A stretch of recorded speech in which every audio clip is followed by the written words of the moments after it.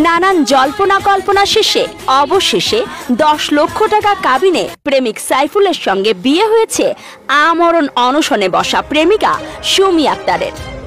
রোববার মধ্যরাতে সাইফুলের বাড়িতে বিয়ের এই আনুষ্ঠানিকতা সম্পন্ন হয়। এ সময় প্রেমিক সাইফুল ও তার বড় ভাই হারুন ইতালি থেকে ভিডিও কলে যুক্ত হয়েছিলেন। সাইফুল আর সুমি আক্তারের এই বিয়েতে খুশি এলাকাবাসীও। রাতেই এলাকাবাসীরা একত্রিত হয়ে মিষ্টি বিতরণ করেছেন এবং সাউন্ড বক্স বাজিয়ে আনন্দ উদযাপন করেছেন।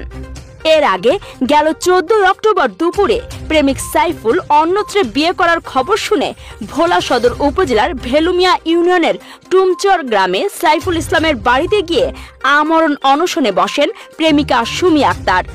ঘটনার পর সুমিকে দেখে ঘরের পেছনের দরজা খুলে নববধূকে নিয়ে পালিয়ে যায় সাইফুল।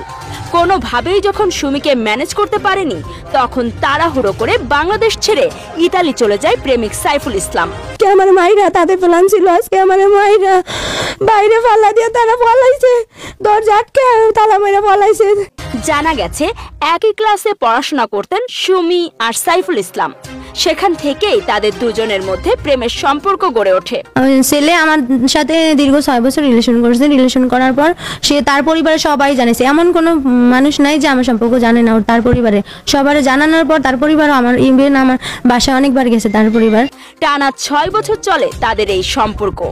ভোলা শহরের হোটেল বে আইল্যান্ড, রূপসী সিনেমা হল এবং বাংলা বাজারে অবস্থিত রেস্টুরেন্ট কুড়েঘর সহ বিভিন্ন জায়গায় সুমিকে নিয়ে সাইফুল শারীরিক সম্পর্কে লিপ্ত হয়।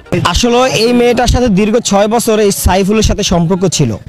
এক পর্যায়ে সাইফুল যখন বাইরে যায়, বাইরে যাওয়ার আগেও মেয়ের সাথে ফিজিক্যাল রিলেশন এবং মেয়ের সাথে যত ধরনের অপকর্ম আছে সব ধরনের লিপ্ত ছিল। এরই মধ্যে সম্প্রতি সাইফুল ইতালি থেকে বাড়িতে এসে অন্যত্রে বিয়ে করেন। এই খবর শুনেই নাসরবান্দা প্রেমিকা সুমি তার বাড়িতে গিয়ে আমরণ অনশনে বসেন। নানান জল্পনা কল্পনা শেষে 10 লক্ষ টাকা কাবিনে বিয়ে হওয়ার পর তার প্রেমের পূর্ণতা পেয়েছে বলে প্রেমিকা সুমি আক্তার মনে করছেন।